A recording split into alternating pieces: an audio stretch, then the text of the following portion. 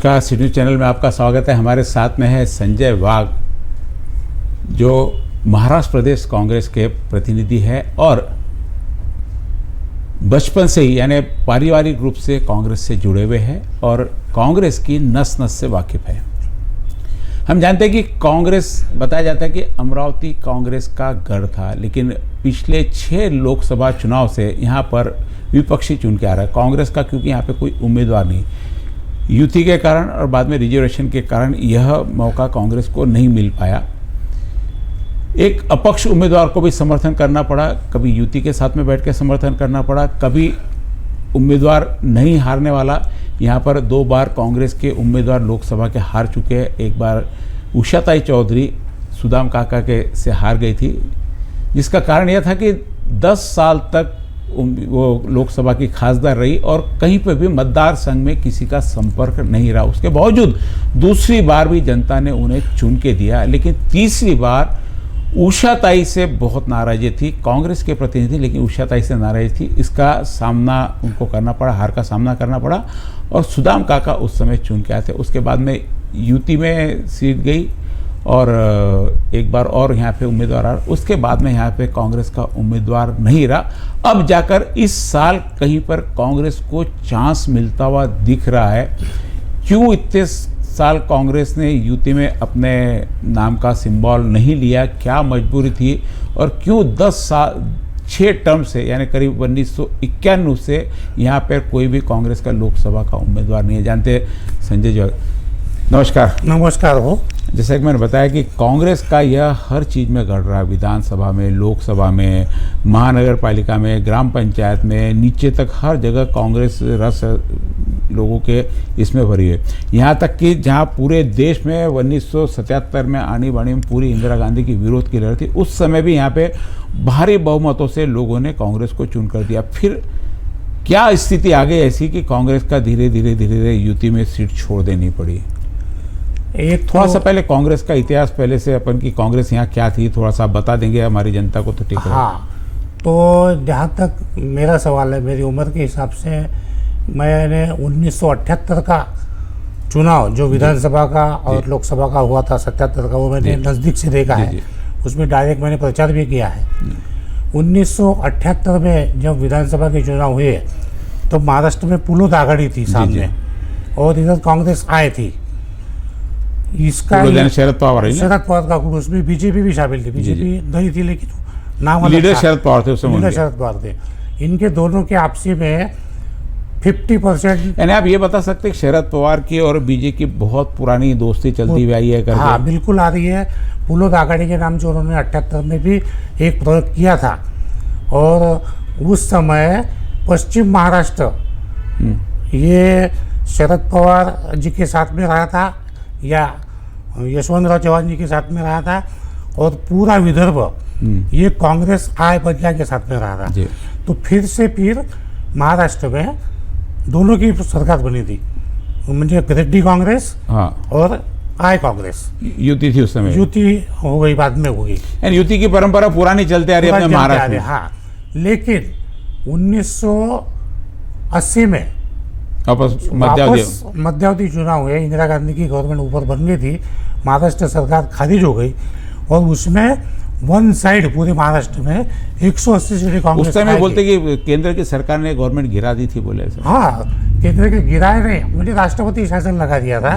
अराजकता चल रही थी, जो अभी बीजेपी कई बार करती है। हाँ, क्योंकि शरद पवार साहब ने वो सरकार गिरा दिया था, वसंत दादा पाटिल की और तिरपुड़े साहब की, और वो गिरा के उन्होंने खुद ने अपनी सरकार बना लिया था। वो गुस्सा भी था लोगों का और किसान मराठा लॉबी उसमें बहुत नाटक चल रही थी। तो इंदिरा जी ने उसका नतीजन उसको राष्ट्रपति शासन लगा के 2 महीने में चुनाव लिया और 180 सीटें महाराष्ट्र में सिर्फ पंजे की आई और बाकी 100 में सब निपट गए। उस समय युति नहीं होती थी किसी से, नहीं कुछ भी, अकेली कांग्रेस लड़ती थी। हाँ, सिर्फ मुस्लिम लीग से युति रहती थी बनात वाला साहब से और तब कांग्रेस के पंजे का लहर थी वो। फिर 1980 के बाद 1984 का चुनाव हुआ लोकसभा का, उसमें भी कांग्रेस की तो इंदिरा गांधी का असैसिनेशन हुआ था। हाँ, तो राजीव गांधी के नेतृत्व में 400 सीटें आई थी। उसके बाद में 89 में फिर से लोकसभा का चुनाव हुआ राजीव गांधी ने अच्छे काम करने के बावजूद भी जी बोफोर्स का कांड सामने बाहर आया। निकला और राजीव गांधी को भी लोगों ने नकार दिया। उस समय भी अमरावती से मेरे ख्याल से प्रतिभाताई पाटिल खड़ी थी। नहीं, वो 89 में यहाँ से सुदाम देशमुख चुन के आए थे। अच्छा। वो जनता दल की जी जी वो आघाड़ी से, और यहाँ से उषा देवी चौधरी चुनाव हार गई थी। जी उसके तुरंत बाद 2 साल में वो गवर्नमेंट गिर गई और यहाँ से फिर से चुनाव लगे, तो शरद पवार साहब ने ही सोनिया जी को बोल के राजीव जी को बोला, राजीव जी जिंदा थे जी 91 में। राजीव जी, मुझे बात मालूम है इसलिए मैं बोल रहा हूँ बड़े जिम्मेदारी के साथ, कि राजीव जी ने बताया सुबह 4 बजे दोनों बैठे थे, ऑब्जर्वर थे बताइए यूपी की, और सब काम निपटा के आए, बैठे कॉफ़ी पिए और बोले प्रतिभा जी आपको महाराष्ट्र से चुनाव लड़ना है। भाई एकदम सीरियस हो गए, बोले मैं तो राज्यसभा में हूँ, मेरा 1 साल बाकी है। नहीं, बोले मेरा आदेश है। बोले शरद पवार जी का कहना है कि अमरावती की सीट लाना है तो प्रतिभा जी को दो, हम चुन के लाएंगे। जी जी तो ताई तुरंत अमरावती आई और आने के बाद में उन्होंने शेखावत साहब को ये बात बोली। शेखावत साहब को बोला कि आप पहले सर्वे करो। जी तो पूरे 6 तालुके में मैं उस वक्त में मेरा भाग्य था कि मैं साहब के साथ में मैं शानदारम सरोते जो अभी गुजरे जी जी तुम्हारे घर के पास जी रहते। जी जी हम तीनों लोगों ने पूरे 6 मतदार संघ का दौरा किया, एक बड़े नेता के घर हम गए, पुराने कांग्रेसियों किया कि यहाँ कैसा रहेगा चेंज। तो सब ने बोला कि नहीं, अब भी लाओ ताई को, जी नया चेहरा है, अमरावती से कभी चुनाव लड़ी नहीं है, बिल्कुल आएंगे चुन के। और वो रिपोर्ट दिया और ताई ने अमरावती से पर्ची भरी और ताई 50-55 हज़ार से चुन के आई। ये रहा यहाँ का इतिहास। विधानसभा की बात रखते हैं हम तो 1978 में यहाँ से एक बड़ी हस्ती उमर लाल जी केडिया, जी जी उन्होंने यशवंतराव चौहान की रेड्डी कांग्रेस का टिकट लाया था। जी उनका वहाँ से बहुत संबंध है अच्छे, वसंत राधा और यशवंतराव चौहान से। बल्कि उनको अमरावती से कांग्रेस की टिकट ऑफर थी पंजे की पहले। हाँ, वो बोले नहीं, मैंने यशवंतराव को शब्द दिया है, मैं गाय वासुरी लूँगा। बहुत देर तक बैठे रहे जामुनदास धोटे, बाबूजी आप लड़ो यहाँ से। बोले और 3 टिकटें देते, बढ़ने तक ये देते, दरियापुर की थे, नहीं बोले मैं नहीं ले। तो वो जीत पे अड़े रहे। उस समय यानी आपके बोलने के हिसाब से आदमी की कदर होती थी जो सोशल वर्क में है, बाहर है, करता। उमरलाल जी कोडिया का तो पूरा अमरावती शहर नगर परिषद के नाम से उस समय, आज भी उनके नाम से कई जगह है ना, ये लगा हुआ है। तो उस समय आदमी की कदर होती थी, लोग खुद सरकार को यानी पार्टी खुद आती थी। मुझे बहुत गर्व है कि मैं उमरलाल जी का कार्यकर्ता हूँ सबसे पहला। मैं तो बहुत छोटा था, 18-20 साल का, ले वो 60 साल के थे जब मेरे पे इतना प्रेम करते थे। मेरे में के जो भी अच्छे गुण हैं वो उन्होंने हेर लिए थे, और मेरा जहाँ वापर करना था वहाँ उन्होंने पूरा वापर किया। अमरावती के नाम बाबूजी के नाम से जानते थे, बाबूजी के उनको नाम पूरे से समय। जानते थे। और बाबूजी ने मुझे राजनीति में रहो या मेरी आर्थिक स्थिति जब ठीक नहीं थी, मुझे धंधे में भी उन्होंने ऊपर उठाया जी। और एक काबिल लड़का बना के बनाए, दिया। काबिल इंसान बनाए। ये वो लोगों पे उस समय तो सारे आदमी तैयार किए उनकी जाते इच्छा थे, शक्ति प्रबल थी। अभी पैसा तैयार किया जाता, हाँ, उस समय अभी आदमी तैयार करते थे। ये सब बातें 1996 के बाद में खत्म हो गई। जी। कार्यकर्ता के ध्यान देना नहीं, पैसे से लोगों को खरीदना 1990 में यहाँ से विधानसभा की सीट नहीं आई। नहीं आई। तो बताता था 1985 में, अपने 1980 में फिर से यहाँ पंजा चुन के आया। 78 में पंजा ही आया, सुरेंद्र भोयार। फिर से 80 में पंजा आया, बाबूजी ने खुद पे पंजे का काम किया। और 85 में शेखावत साहब को टिकट मिला, देवी सिंह शेखावत को। तब साहब तो 15,000 वोटों से जीते। तब यहाँ शरद पवार की कैंडिडेट थी माई बोके, वो चुनाव हार गई। फिर 90 का चुनाव आया। 90 के चुनाव में कांग्रेस में अंतर्गत थोड़ी सी बंडखोरी हुई तो पुष्पा देवी बोंडे गिर गई। भाई जी सोमानी को उस खड़ा समय किया। यहाँ पे पहली बार मेरे ख्याल से बीजेपी का उम्मीदवार यहाँ पे BJP का जगदीश गुप्ता उम्मीदवार चुन के आ गया था। बिल्कुल अनिश्चित था तो भी चुन गया। जगदीश वो नए थे और वो चुन के आ गए क्योंकि मुसलमानों के 20,000 वोट भाई जी ने ले लिया था। 24,000 वोट, 24,000 वोट, 4,000 उसमें अपने लोग थे कितने, 20,000 मुसलमानों के। तो वो डिवीजन होने के बाद यहाँ बीजेपी पहली बार चुन गया, वो नाटी लगी। फिर यहाँ बड़ा ये गया। फिर 95 में फिर जगदीश गुप्ता जी, बहुत अच्छे वोटों वोट, से 80,000 वोट चुन के आया। शेखावत साहब का यहाँ से जी, बहुत बड़ा नुकसान हुआ। हाँ, वो 17,000-18,000 पे आ गए थे उस टाइम। हाँ, 22,000 में। बाद में फिर 99 में सुनील देशमुख को यहाँ टिकट मिला और महाराष्ट्र की स्थिति बहुत अच्छी थी। 94 मेरे ख्याल सुनील देशमुख वहाँ से अचलपुर से अचलपुर से गिर गए थे, नहीं ना 85 की बात है वो, 85। हाँ यंग थे, 25 साल के हाँ। थे। 99 में सुनील देशमुख यहाँ से 9,000 वोट से जीते, जगदीश बोग हार गए।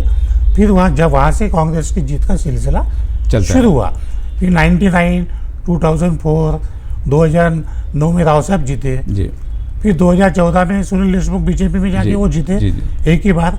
बाद में फिर 19 में यहाँ कांग्रेस आई और अभी आगे देखते क्या होता है। जी। तो अब हम कर रहे लोकसभा की बात। लोकसभा में अभी तक कांग्रेस का कहीं पर भी यानी चुनाव चिन्ह नहीं था। कांग्रेस तो चलो गांव में शहरों में थी, इसलिए विपक्ष को यहाँ पे हमेशा चांस मिलते गया। विपक्ष में पहले तो सेना बीजेपी विपक्ष में थी, अब जो आपके विपक्ष में थे वो अब आपके साथ में आ गए।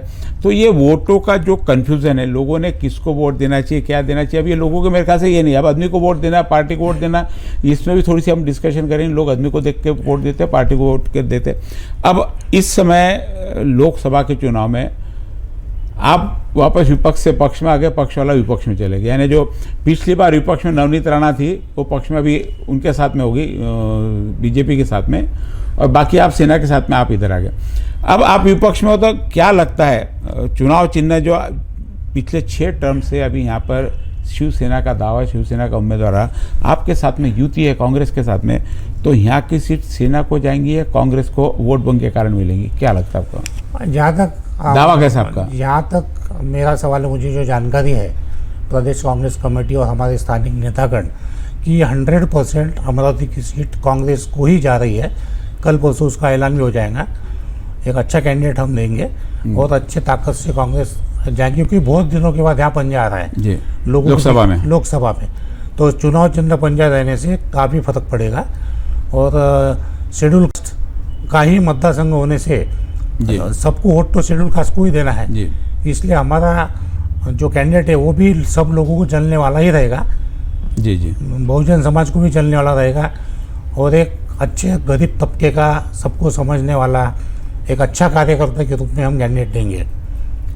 क्यों मिलेंगी पंजे को ऐसा, सेना को क्यों नहीं मिलेंगी? सेना का पिछले 6 टर्म का दावा है, उनके यहाँ पे 3-4 टर्म खासदार रहे हुए यहाँ पे, क्यों नहीं उनको? शिवसेना ने मेरे ख्याल से, मैंने जहाँ तक जानकारी लिया, शिवसेना ने प्रबल दावा ही नहीं ठोका जी। अधिकृत दावा जो ठोकना चाहिए यहाँ पे बिल्कुल ताकत से, वो दावा कब ठोकते हैं कि हमारे पास कैंडिडेट है जी।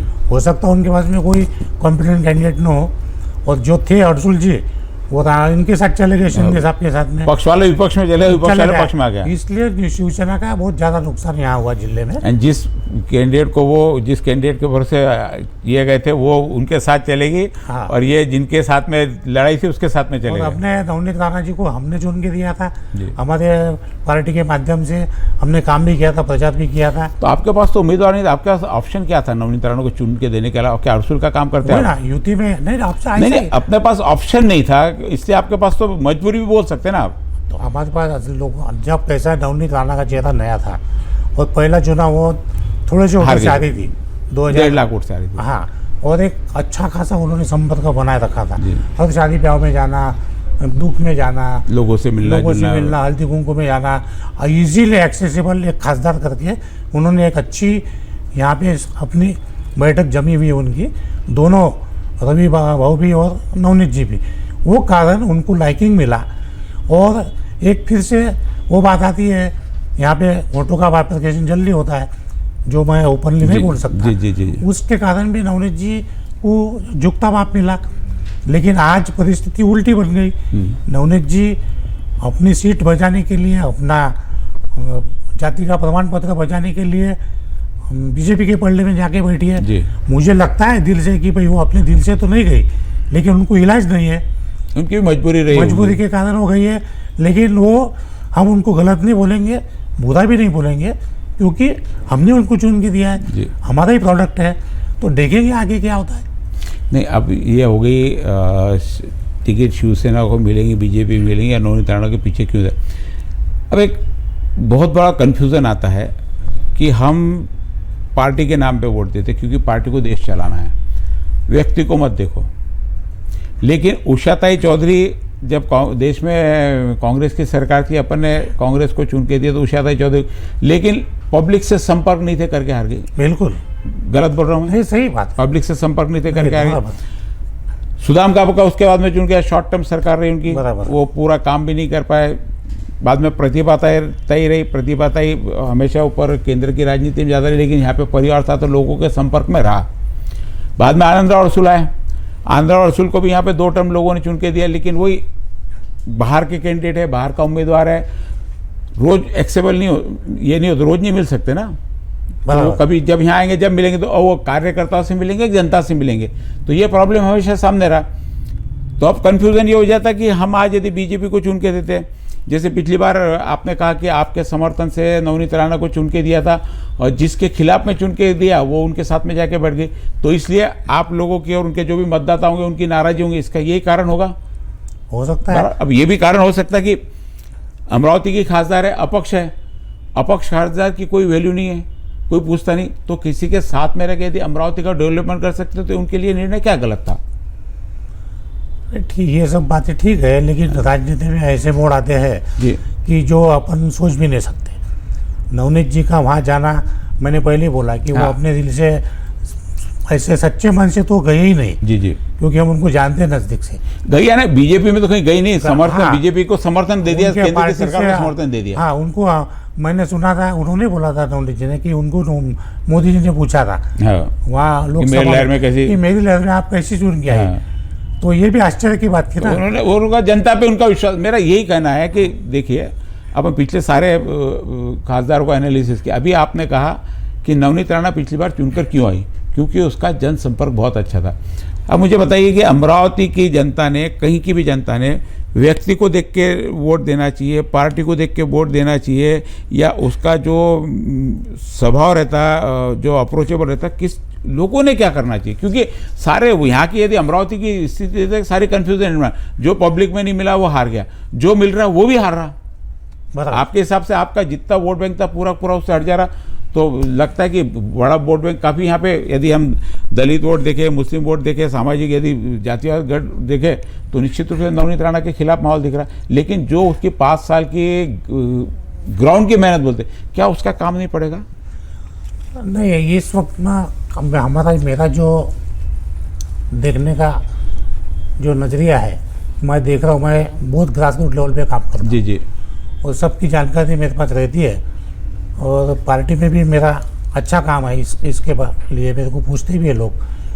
तो अभी 2014 में मोदी जी ने जो भी आश्वासन दिए थे, और जो नए लड़के, नया वोटर जी, पहला वोटर जी, जो उन्होंने आकर्षित किया था वो बच्चों को, जो 18 साल का था, 18 से 25 साल के अपन पकड़ दे, ये 40% लोग थे टोटल।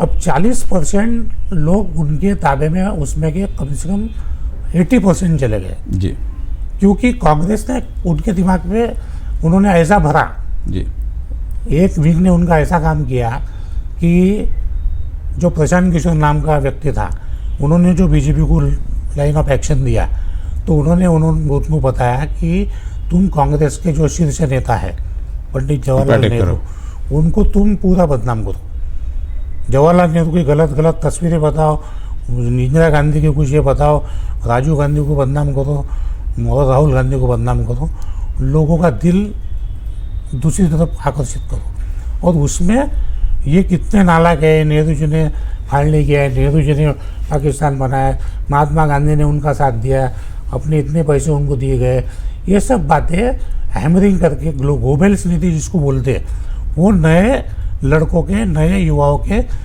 सर पे हैमर किया।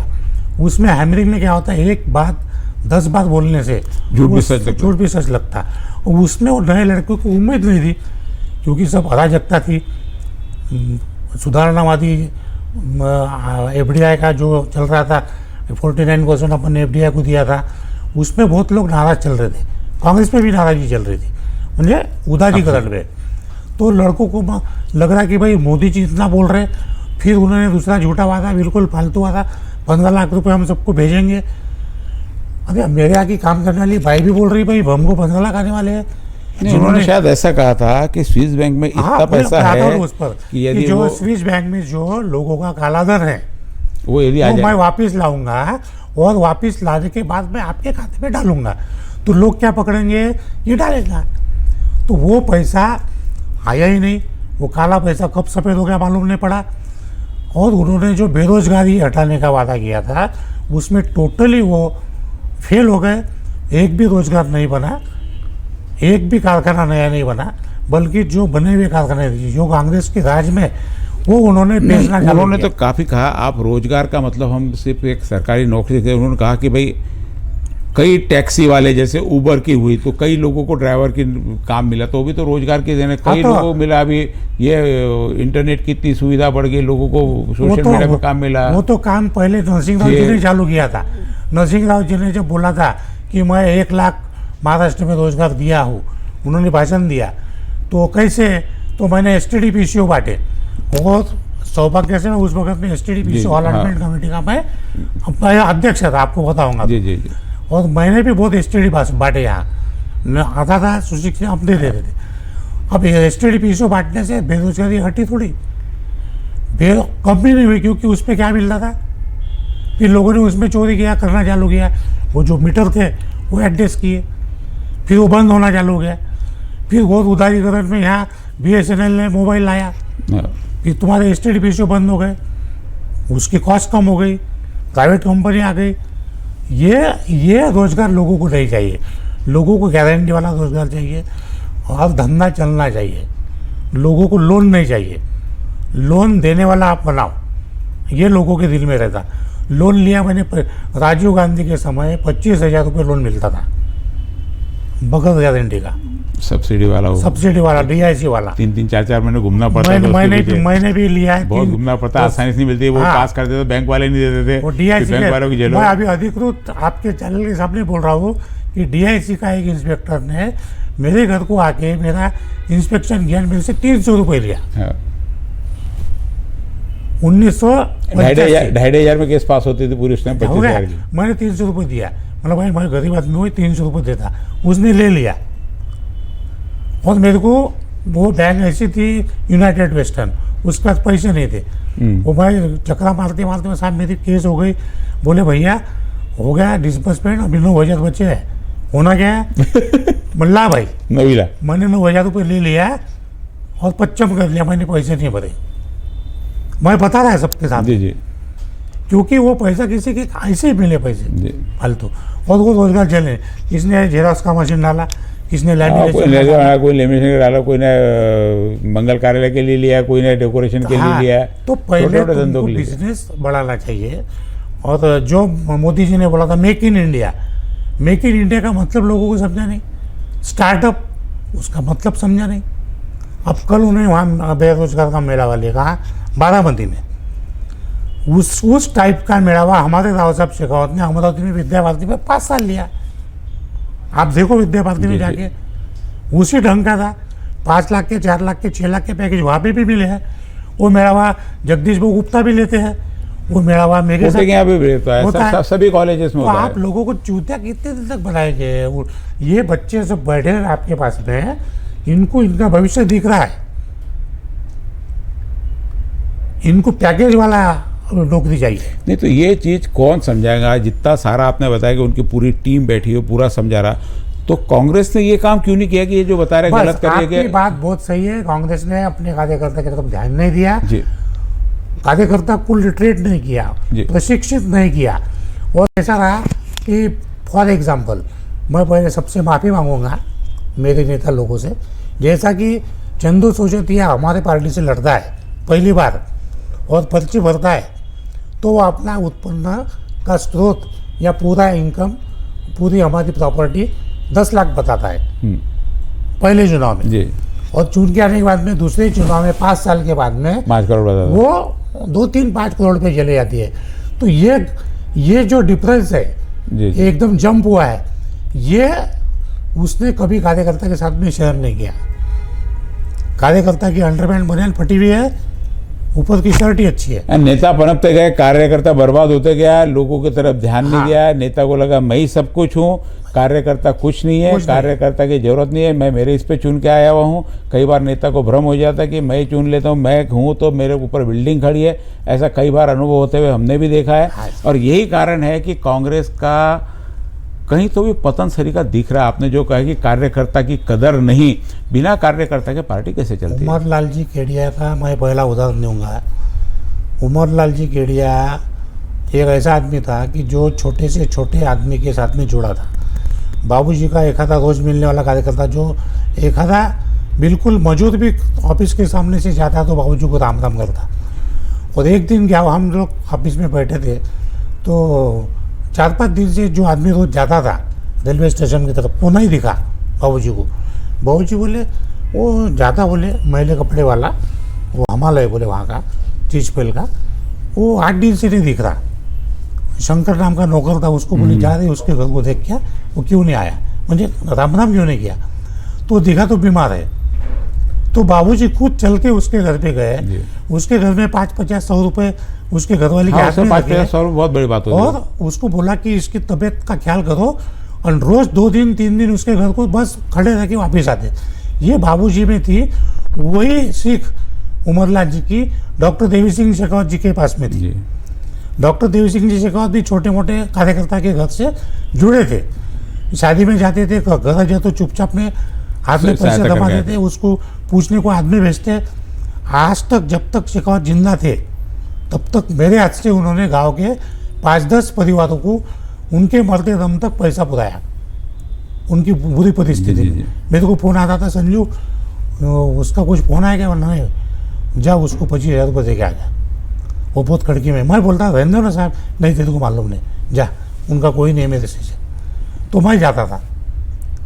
तो आज वो बात आपको लगती है कि आपके लीडरों में कहीं नहीं, ऊपर से लेकर नीचे तक लीडर, कोई महाराष्ट्र के लीडर नहीं है, आपकी पार्टी लोग छोड़ के चले जा रहे हैं, ठीक नहीं रही पूरी क्योंकि उसमें बीजेपी में कांग्रेस को खत्म करने में खुद कांग्रेस वाले जिम्मेदार है। ऐसा नहीं लगता कि आपको? कांग्रेस को खत्म करने में कांग्रेस के कुछ लोग जिम्मेदार है, कुछ हमारे हाईकमान का भी कुछ रवैया अच्छा नहीं रहता। लेकिन इतने में क्या हुआ कि जब से ऊपर बीजेपी की गवर्नमेंट आई तो थोड़ी सी भी केसेस तुम्हारे पे रही तो ईडी, सीबीआई, इनकम टैक्स ये रेड के, और फिर ईडी में ये जमानत नहीं देती, नया ही पढ़ना चालू हो गया ईडी में। ठीक है, तुम चौकसी करो, इंक्वायरी करो, इंक्वायरी फिर सब चीज का डर है तो छोड़ क्यों नहीं देते राजनीति सब लोग? भाई ये मोदी जी को जो करना तो कहीं पार्टी तो फिर उसमें भी तो हो जाएगी। नहीं तो कुछ लोगों ने छोड़ी। आज हर्षवर्धन, बीजेपी के हर्षवर्धन ने ऐलान किया कि मैं आज से राजनीति छोड़ दिया।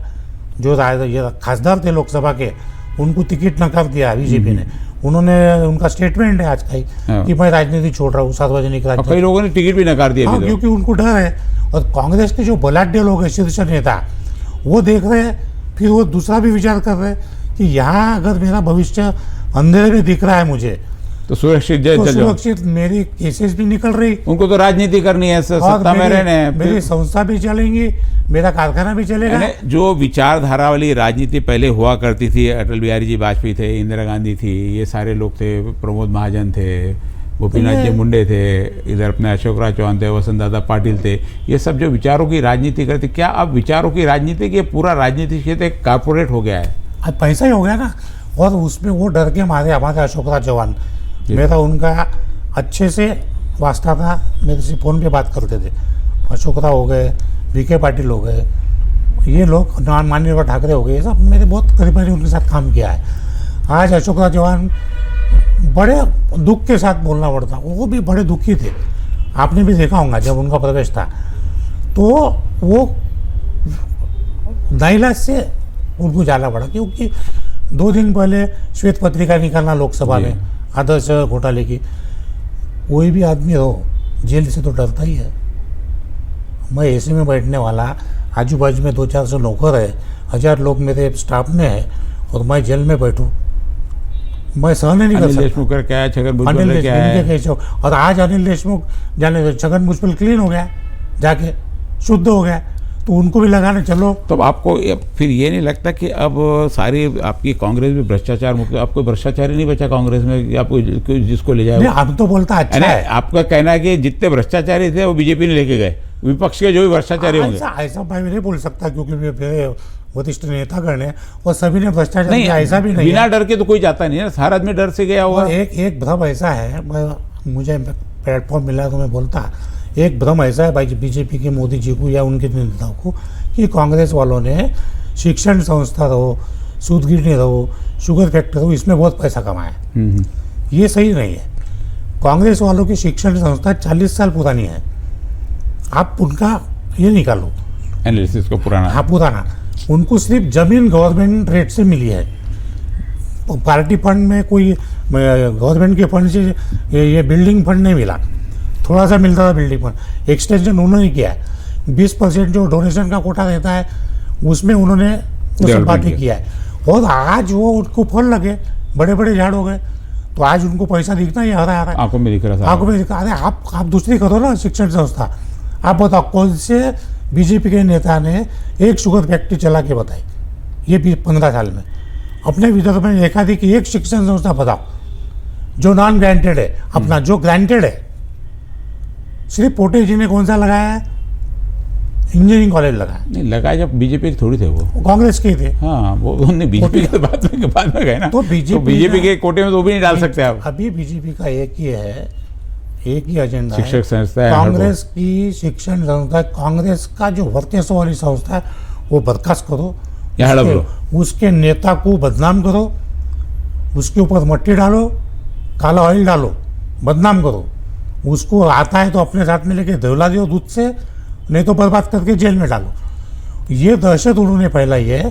आखिर में शैतान की दहशत से राम को आना पड़ा, कंस की दहशत से भगवान श्री कृष्ण को अवतार लेना पड़ा जी। आज मोदी जी की और अमित शाह जी की दहशत से एक कोई श्री कृष्ण या राम आएगा और सब जनता को बचाएगा, ऐसी मुझे पूरी उम्मीद है। इसे हमारे साथ में संजय वाघ, जिन्होंने बहुत स्पष्टता से स्वीकार किया कि हमारे नेताओं की भी बहुत बड़ी गलतियां हैं, जिन्होंने कार्यकर्ता पे और जनता पे क्या प्लानिंग होना चाहिए इस पर कभी ध्यान नहीं दिया। अब इतना समय निकल गया कि अब ध्यान देने के लिए पूरे सब नई सिस्टम पूरी लानी पड़ेगी। नई सिस्टम लाने के लिए जिस प्रकार बताया कि बदनाम किया गया इनको, इनके तहत इनको भी वही नीति अपनाकर अपना वर्चस्व हासिल करना पड़ेगा। जहाँ तक हम अभी आने वाले लोकसभा चुनाव में देख रहे हैं कि 543 पूरी सीटें विपक्ष में कोई खड़ा करे ऐसा भी नहीं है, सबको यूपी में जाना है। हमने यूपी में देखा भी कि मात्र 13 सीट पे कांग्रेस को वहाँ पे संतोष करना पड़ा। महाराष्ट्र में भी स्थिति बहुत अच्छी नहीं है, क्योंकि जहाँ पूरी 48 सीट खड़े करती थी वहाँ 17-18 सीटों पे संतोष करना, ऐसे हर प्रदेश की स्थिति। ऐसे में जहाँ पूरी सीटें खड़ी नहीं होंगी तो कहाँ से मेजॉरिटी अकेले कांग्रेस की आएंगी? बहुत यानी हालांकि बिना युति की जमता नहीं, लेकिन यदि एक बार कांग्रेस वापस, ऐसा लगता है कई लोगों का कहना है भी कि आप वापस बिना युति के यदि किसी लड़ती है तो भी सीटें उतनी आएंगी जितनी युति के साथ में। फिर युति की क्यों जरूरत पड़ती, क्यों लोगों से दबना पड़ता है, ये तो कांग्रेस वाले ही जाने। हालांकि कांग्रेस के बारे में बहुत अच्छी जानकारी आज दी, और वर्तमान में भी इनको उम्मीद है कि इस बार कांग्रेस को यहाँ की सीट मिलेंगी, और सीट मिली तो चुनकर भी आएगी, तो शायद एक सीट यहाँ से कांग्रेस के कोटे में बढ़ सकती है, ऐसी इनकी आशा है। लेकिन परिस्थिति किस करवट बदलेगी आगे, जो परिणाम है अभी जात सर्टिफिकेट का वो अभी रुका, वो आने के बाद में वो पक्ष में जाता है, नवनीत राणा के खिलाफ में जाता है, उसके बाद में भी बहुत सारी राजनीति यहाँ पर चेंज होंगी। शायद हो सकता है कि बीजेपी में भी राह देख रही है कि एक बार बाकी लोगों के उम्मीदवार डिक्लेयर हो जाए, फिर इनका नवनीत राणा के सर्टिफिकेट का आगे डिक्लेयर होगा। अब 14 दिन का समय मांगा था, 7 दिन बीत गए, 6-7 दिन में रिजल्ट आना है। उसके बाद में ऊँट किस करवट बैठता है, क्या बीजेपी के पक्ष में बाजी जाती है, क्या नवनीत राणा के पक्ष में बाजी जाती है, या इन सब चीज़ों का फायदा विपक्ष में, आज जो विपक्ष में बैठे कांग्रेस वाले, उनको मिला? क्योंकि दावा यहाँ से शिवसेना ने भी दिनेश गुप्ता के माध्यम से किया है सीट के लिए, लेकिन अभी इनका कहना है कि शायद सक्षम उम्मीदवार नहीं है। सक्षम उम्मीदवार यदि देखा जाए तो नवनीत राणा के सामने अभी उतने ताकतवर कोई भी नहीं है, लेकिन परिस्थिति आगे क्या बनती है तो समय बताएगा। आप देखते रहिए सिटी न्यूज़, हमारे साथ में और भी नए एनालिसिस के साथ में हम दिखाएंगे कि आने वाले लोकसभा चुनाव में किस प्रकार के चुनाव होंगे। एक बात बोलूँगा मैं, आपने बोला कि दिनेश भूप सक्षम नहीं है, ऐसा मैंने नहीं कहा। शिवसेना ने प्रबल दावा नहीं किया इस सीट के लिए, जी जी और मैंने अभी बोल देता जी, हूँ जी, मैं कि मुझे मेरे वरिष्ठ नेताओं ने बोला था कि अमरावती में जैसे सहज पूछते हैं ना जी कार्यकर्ता सर से, सर हाँ तो उन्होंने मुझसे सहज टेलीफोन पे पूछा था कि अमरावती के बारे में वहाँ क्या है। तो मैंने बोला था कि भाई हमारे पास बलवंत वानखड़े जी। के सिवा कैंडिडेट नहीं है, क्योंकि एससी को देना है। बराबर तो बोले बाकी इतर पक्ष के पास में कौन है, तो मैंने दिनेश भूप का नाम बताया था जी जी जी कि दिनेश भूप ये एक कैंडिडेट है जी जो शिवसेना से टिकट मांग रहा है। तो बोले कौन दिनेश भूप, वो कौन से जात का है, उसका सर्टिफिकेट है क्या? जी। मतलब वो मारवाड़ी है, लेकिन उनके पास में वैलिडिटी वाला सर्टिफिकेट है, और अच्छा खासा लड़का है, विधायक अपने महापालिका में हाँ जानकारी तो देना अपना सहज हाँ, जानकारी 3-4 बार चुनाव लड़के जीता है, और विधानसभा भी राष्ट्रवादी से लड़ा दरियापुर की, तो वो टिक सकता है मैदान में। तो वो क्या बोले, मेरे को मेरे नेता क्या बोले कि वाह ये तो नाम हमारा तो खाया ही नहीं, या शिवसेना, ये अगर शिवसेना के पास में है तो शिवसेना में अभी तक मेरे पास वादा क्यों नहीं, दावा क्यों नहीं ठोका? यानी वहाँ अभी चर्चाओं में नाम नहीं है। हाँ, और फिर मैंने तुरंत मेरी उस दिन दिनेश से मुलाकात हुई जी जी मूक बधिर के कार्यक्रम में, तो मैंने दिनेश को बाजू में रख के उसको संदेशा दिया कि तू जल्दी मुंबई जा, और तू ये बात हमारे पार्टी के कान पे डाल कि मैं चर्चा में सक्षम हूँ। हूँ, क्योंकि उनको तू हाँ रेस की दौड़ तो बतानी पड़ेगी, आप दौड़ रहे करके। अब वो फिर वो गए हो गए, क्या हुआ जी, उनका जी। उनके, लेकिन अगर वो आते हैं वो तो उनके कान पे गया होऊंगा या बहुत लेट हो गया होऊंगा, ये मैं नहीं जानता, लेकिन मैंने ये काम किया। चलो बहुत बहुत धन्यवाद।